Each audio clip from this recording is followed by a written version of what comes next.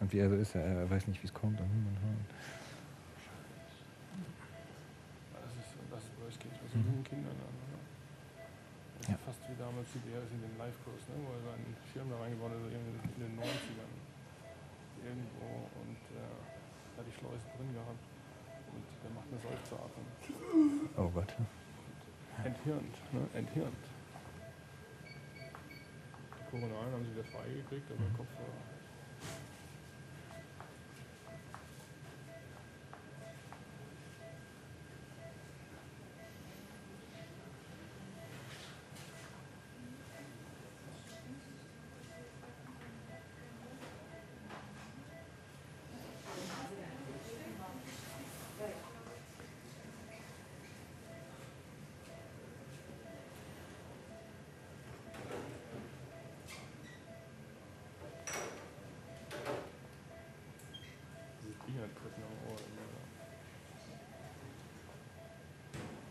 Zu großes Ohr.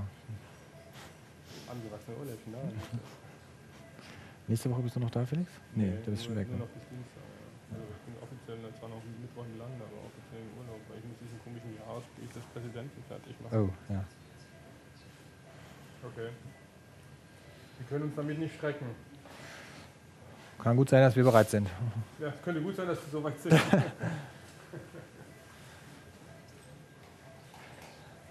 Ja, das ist super. Das ist gut. Das ist gut.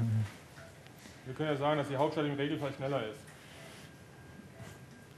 Die Patientin hat heute Abend noch was vor. Genau. Na, seht ihr? Seht ihr, wir haben das gleiche Ziel. Machen Sie es von hier drin? Wer macht dann draußen die Angebote?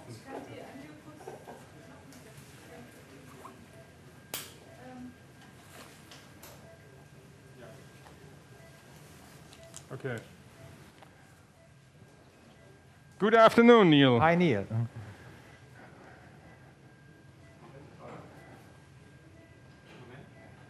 Oh, only. Oh.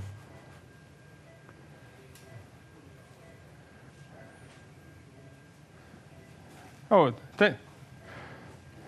well, in our lab it's very cold outside. Actually, for this reason we both prefer to wearing any LED which is much bigger. So we took out the winter LED that we just be well temperatured for this case. And before we get started, I think Stefan will demonstrate the clinical data of this patient, and then we go back in detail, and I will show you what we have done so far.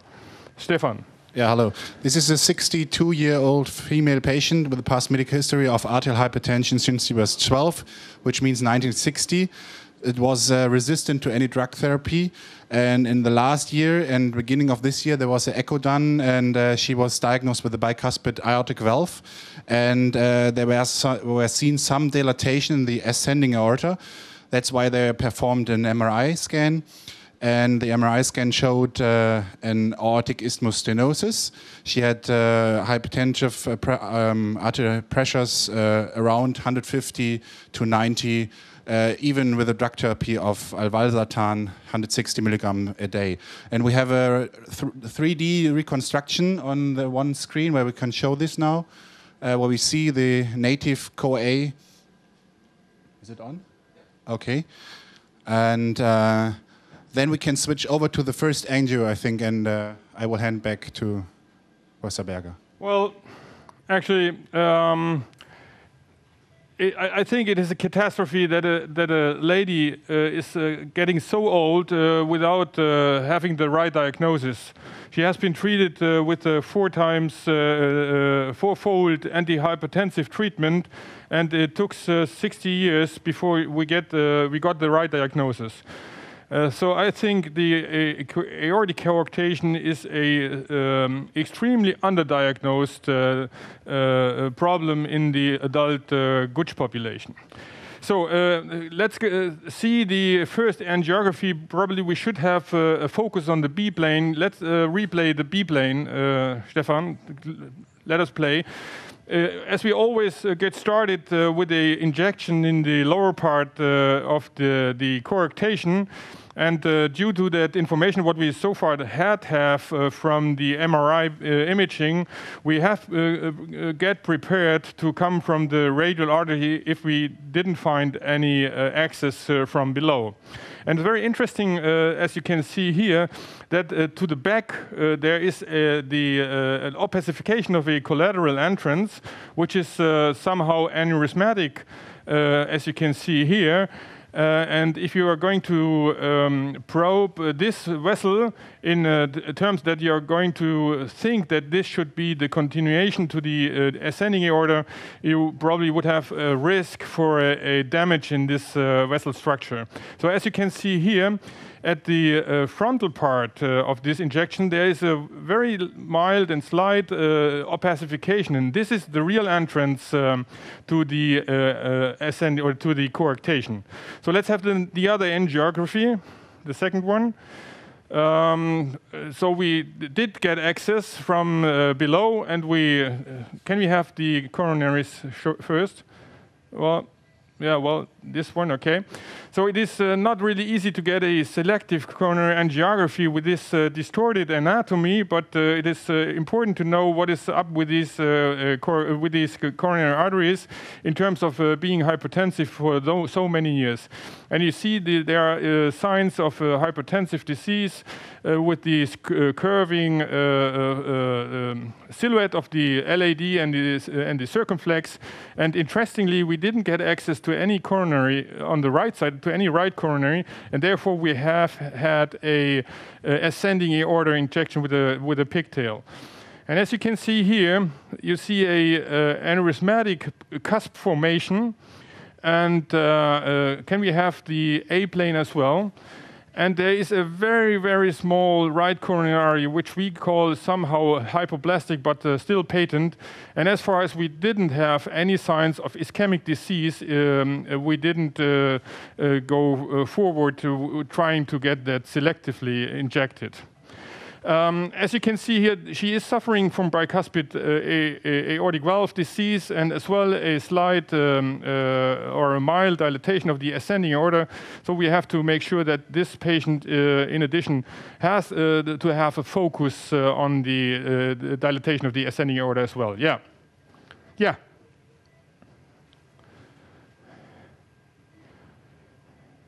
Yeah. Okay. Now we had a injection in the descending aorta. Do you mean this one? The seal? Okay, this is the injection in the coarctation region to rule out what is the morphology of this. And you can see there's a very narrowed part as a continuation to the descending part. And we have some exact measurements. Stefan Bliss gave us the detailed information about the measurements. And as you can see here, the beginning is around 23 millimeter in diameter, narrowing over 20 to 16, and a continuation of around 5 millimeters. And below the narrowing part, there is again a diameter of 20 millimeter. The length in total is measured around 39, 38 millimeters. Is it right? Can I see it? Is it 30? Yeah, like that. 36 actually, and this is all the basis what we do need to choose the treatment so far. Yeah, absolutely.